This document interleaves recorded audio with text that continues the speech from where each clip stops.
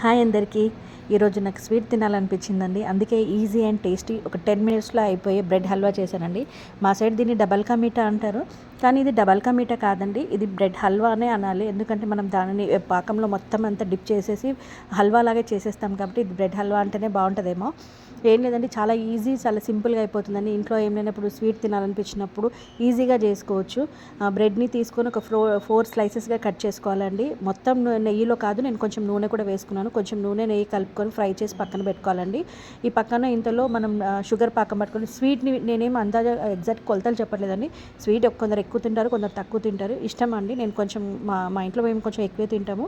So దానికి తగ్గట్టు అండి, ఒక కప్కి ఒక కప్ తీసుకోండి. షుగర్ అంతా ఒక కప్ తీసుకొని దాన్ని కరగించుకోవాలండి. పాకం రావాల్సిన అవసరం లేదు. తర్వాత ఫ్రై చేసిన బ్రెడ్ ముక్కలన్నీ అందులో వేసి మెత్తగా మెదుము చేయాలండి. దాని తర్వాత కొంచెం పాలు వేసుకొని మొత్తం దాన్ని మెత్తగా అయిపోయేంత వరకు కలిపేసుకోవాలి. ఎందుకంటే ఇది హల్వా లాగా కాబట్టి. తర్వాత పైనుంచి కొంచెం జీడిపప్పులు, బాదం పప్పులు, కిస్మిస్ ఫ్రై చేసినవి, తర్వాత యాలకుల పొడి వేసుకోవాలండి. చాలా బాగుందండి, చాలా టేస్టీగా కూడా ఉందండి.